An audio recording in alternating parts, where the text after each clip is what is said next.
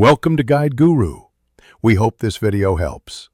You need admin rights and a target scope, domain OU or local machine. Once ready, open Group Policy Management Console for domain work or local security policy on a single server.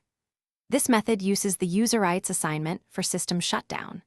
Start immediately by locating computer configuration, right arrow Windows settings, right arrow security settings, right arrow local policies, right arrow user rights assignment. Make sure you are editing the policy linked to the OU that contains your remote desktop users. Now edit the shutdown the system user right. Double-click it, remove any remote desktop users or general user groups, and ensure only administrators retain the right.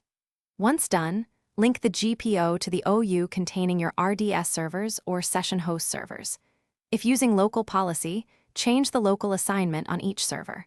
Then run gpupdate/force on targets and allow AD replication if domain-wide. This removes the underlying privilege, so the shutdown option won't work for normal RDP accounts.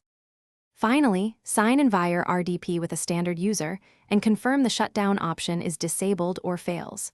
Make sure to test both Start menu and Alt plus F4 on desktop, because UI may still show it but privilege blocks action.